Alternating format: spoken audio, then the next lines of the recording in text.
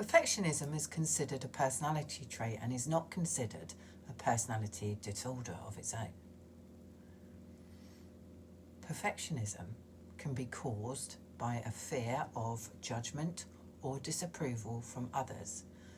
Early childhood experiences such as having parents with unrealistically high expectations may also play a role. Mental health conditions such as Obsessive Compulsive disorder, or otherwise known as OCD, may also tend to exhibit perfectionist tendencies. Obsessive Compulsive Personality Disorder, OCPD, is a personality disorder that's characterized by extreme perfectionism and neatness. People with OCD-PD will also feel a severe need to impose their own standards on their outside environment. This indicates that perfectionism is determined more by nature than nurture and can be attributed to a person's parents. We found there is a strong genetic component to perfectionism, and the association between perfectionism and anxiety. Dr. Jason Moser, who led the study, found there was a strong genetic component to perfectionism and the association between perfectionism and anxiety. There is also a significant contribution from the unique environment of the individual outside the home. But they didn't find evidence that the shared home environment had much to do with perfectionism.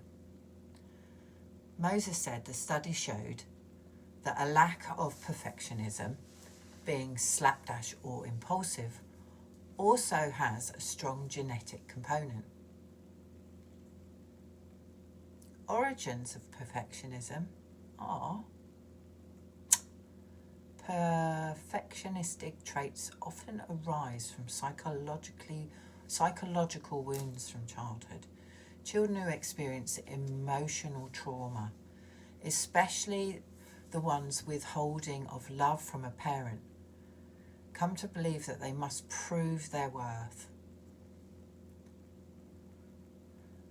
Normal perfectionists set high standards for themselves, but drop their standards if the situation requires it.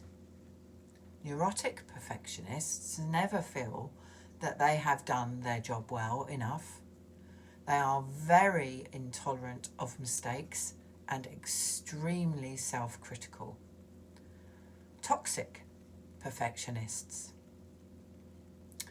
What makes extreme perfectionism so toxic is that while those in it grip desire and success, they are most focused on avoiding failure, resulting in a negative orientation.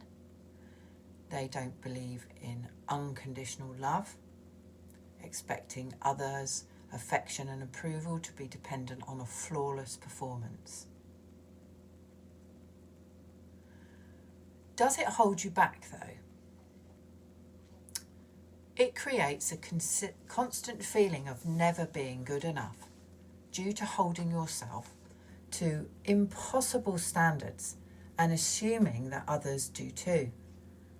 Seeing as perfection is impossible, this then leads to intense feelings of anxiety, stress and unworthiness, and in general unhappiness above all. So how do you see the positive side and go forward then without perfectionism? Accept the idea that striving to do your very best is good enough and will eventually lead you down a brilliant path.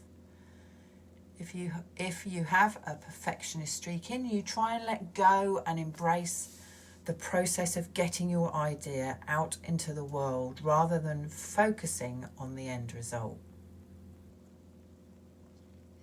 Perfectionism is a double-edged sword.